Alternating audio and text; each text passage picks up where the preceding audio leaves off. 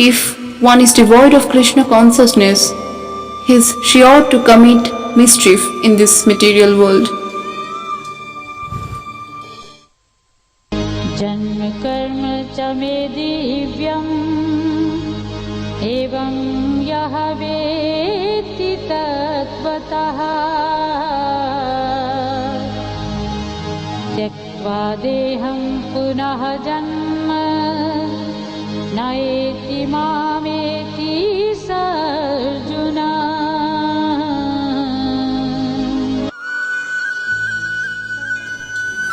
One who knows the transcendental nature of my appearance and activities does not, upon leaving the body, take his birth again in this material world, but attains my eternal abode, O Arjuna. Gita chapter 4 verse 9. The mission for which Krishna appears is here further explained. When he comes with some mission, there are some activities. Of course, there are some philosophers who do not believe that God comes as an incarnation. They say, why should God come to this rotten world? But from Bhagavad Gita, we understand otherwise. We should always remember that we read Bhagavad Gita as scripture, and whatever is spoken in Bhagavad Gita must be accepted. Otherwise, there is no reason in reading it.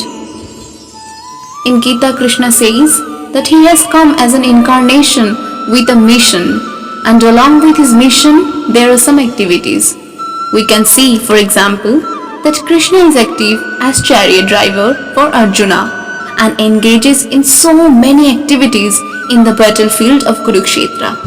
Just as when there is a war, one person or nation may side with another person or nation and show partiality. Lord Krishna on the battlefield shows some partiality and sides with Arjuna. Actually, Krishna is not partial to anyone, but externally it appears that he is partial. This partiality, however, should not be accepted in the ordinary sense. In this verse, Krishna also points out that his descent into the material world is transcendental. The word divyam means transcendental. His activities are not in any way ordinary. Even today in India, at the end of August, the people are accustomed to celebrating Krishna's birthday, regardless of sect. Just as in Western world, Jesus Christ's birthday is celebrated at Christmas. Krishna's birthday is called Janmashtami. And in this verse, Krishna uses the word Janma in referring to my birth. Because there is birth, there are some activities. Krishna's birth and activities are transcendental, which means they are not like ordinary births and activities. One may ask, how it is that his activities are transcendental? He is born, he takes part in a battle with Arjuna. He has a father by the name of Vasudeva and a mother, Devaki, and a family. What can be considered transcendental? Krishna says, Evam yo vetti tattvataha. We must know of his birth and activities in truth. When one knows of Krishna's birth and activities in truth, the result is त्यक्त्वा देहं पुनः जन्म नयेति मामेति स Arjun.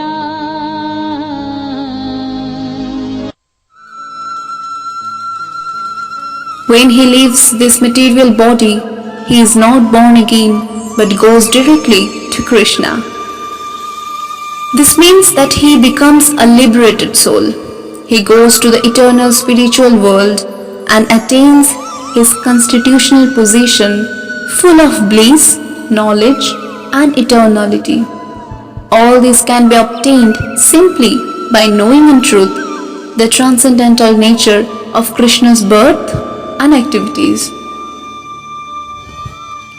Ordinarily, when one quits the body, he has to take up another body. The lives of the living entities are going on simply due to the living entities changing dress from one body to another. Transmigration of the soul.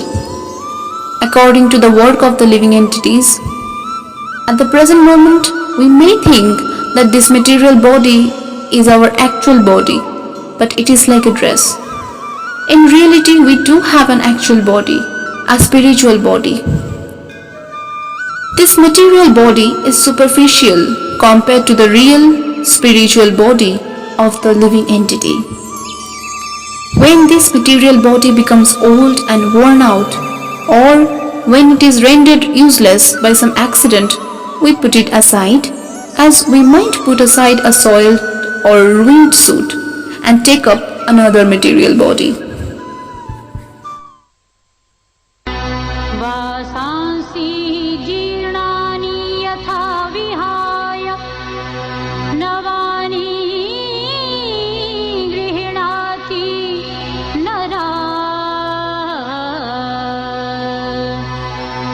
अपराणि तथा शरीराणि विहाय जीर्णानि अन्यानि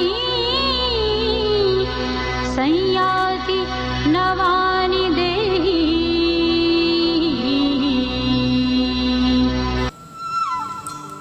As a person puts on new garments, giving up old ones, similarly, the soul accepts new material bodies, giving up the old and useless ones. Gita, 2nd chapter, verse 22. In the beginning, the body is the size of a pea. Then it grows to become a baby, then a child, a young boy, a youth, a grown man, and an old man. And finally, when it becomes useless, the living entity changes into another body. The body is therefore always changing, and death is simply the ultimate change of the present body. देहिना अस्मिन् यथा देहे कौमारं यौवनं जरा तथा देहान्तरप्राप्तिः धीरः तत्र न मुह्यति.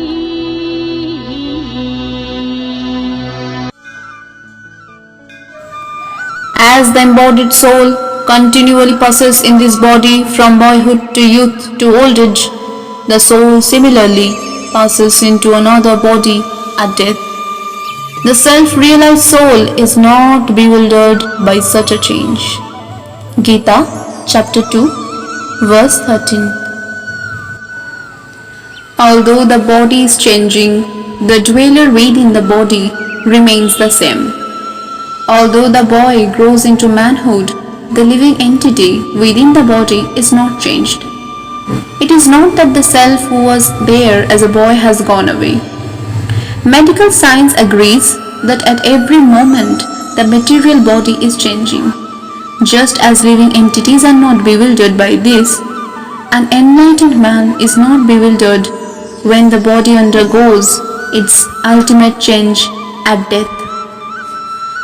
But a person who does not understand these as they are laments. In the material condition, we are simply changing bodies all the time. That is our disease. It is not that we always change to a human body. We may change to an animal body or a demigod body, depending on our activities. According to the Padma Purana, there are 8,400,000 species of life. We can take on any of them at death. But Krishna promises that one who knows his birth and activities in truth is freed from this cycle of transmigration. How does one understand Krishna's birth and activities in truth? This is explained in the 18th chapter of Bhagavad Gita. भक्त्या माम् अभिजानाति यावान् यः चास्मि भगवताः ततः मां तत्त्वतः ज्ञात्वा विशते तदनन्तरम्. One can understand the Supreme Personality as He is only by the devotional service. And when one is in full consciousness of the Supreme Lord by such devotion, he can enter into the kingdom of God. Gita, chapter 18, verse 55.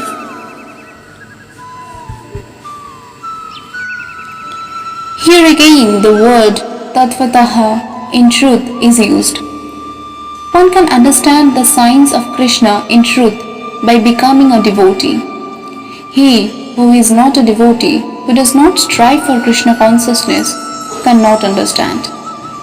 At the beginning of the 4th chapter, also Krishna tells Arjuna that he is explaining these ancient signs of yoga to him because Arjuna is quote-unquote my devotee and my friend.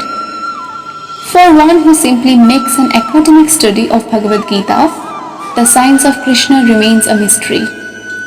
Bhagavad Gita is not a book that one can just purchase from the bookstore and understand by scholarship alone. Arjuna was not a great scholar, nor a Vedantist, nor a philosopher, nor a Brahmana, nor a renunciate. He was a family and military man, but still Krishna selected him to be the recipient of Bhagavad Gita and the first authority in the disciplic succession. Why? Quote unquote, because you are my devotee. That is the qualification to understand Bhagavad Gita as it is and Krishna as he is. One must become Krishna conscious. And what is this Krishna consciousness? That is the process of cleansing the dust from the mirror of the mind through the chanting of Hare Krishna. Hare Krishna, Krishna Krishna, Hare Hare, Hare Rama, Rama Rama, Hare Hare. By chanting this mantra and by hearing Bhagavad Gita, we can gradually attain to Krishna consciousness. Ishvara Sarva Bhutanam. Krishna is always present within our heart.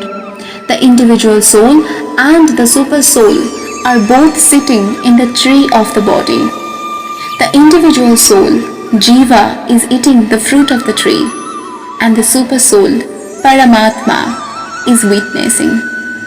As the individual soul begins the process of devotional service and gradually begins to develop his Krishna consciousness, the super soul, who is seated within, begins to help him dust all the impurities from the mirror of the mind. Krishna is a friend to all saintly persons, and the attempt to become Krishna conscious is a saintly endeavor. Sravanam Kirtanam. By chanting and hearing, one can come to understand the signs of Krishna and thereby come to understand Krishna. And upon understanding Krishna, one can at the moment of death go immediately to his abode in the spiritual world. This spiritual world is described thus in Bhagavad Gita.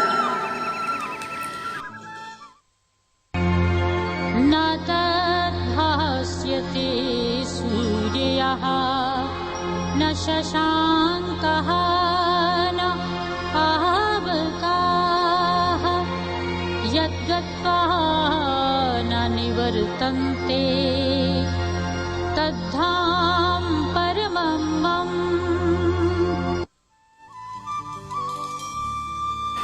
That abode of mine is not illumined by the sun or moon, nor by electricity. One who reaches it never returns to this material world. Gita, chapter 15, verse 6. Material world is always dark. Therefore, we require the sun, moon, and electricity. The Vedas enjoin us not to remain in this darkness, but to transfer ourselves to the world of illumination, the spiritual world. The word darkness has twofold meaning. It is not only means without light, but it also means ignorance. The Supreme Lord has manifold energies. It is not that he comes to the material world to perform activities. It is stated in the Vedas that the Supreme Lord has nothing to do. In Bhagavad Gita, Sri Krishna also says,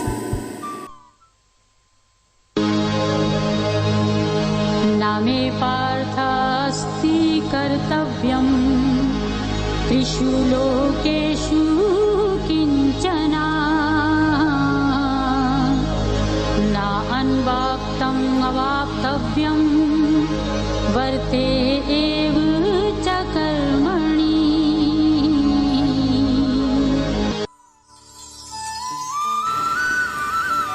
O son of Pritha, there is no work prescribed for me within all the three planetary systems, nor am I in want of anything, nor have I need to obtain anything, and yet I am engaged in work. Gita, chapter 3, verse 22. We should therefore not think that Krishna is required to descend upon this material world and engage in so many activities.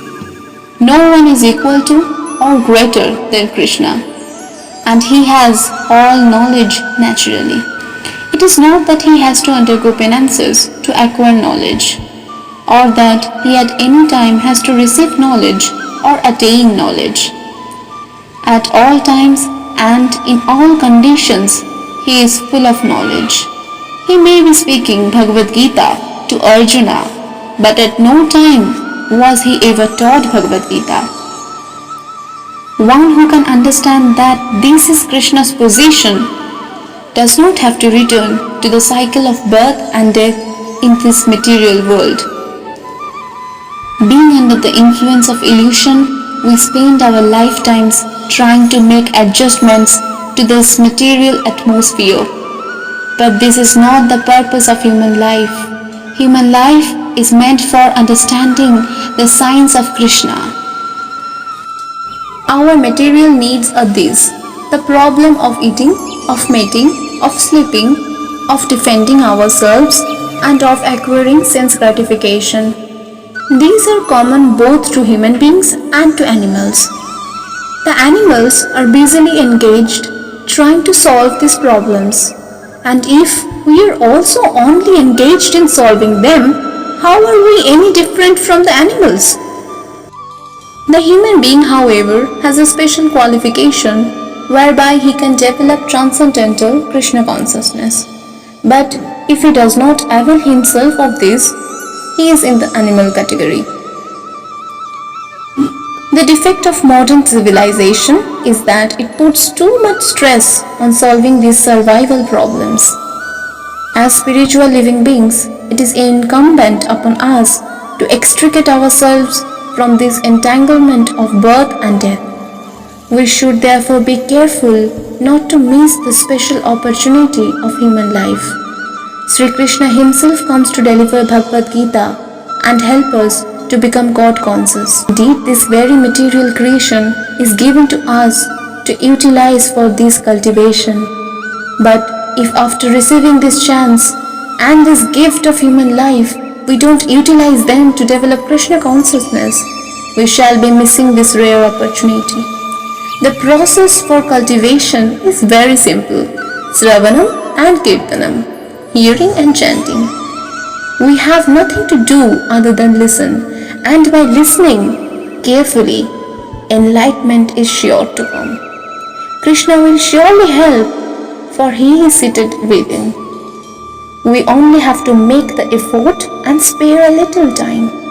We will not need anyone to ask us whether we are making progress.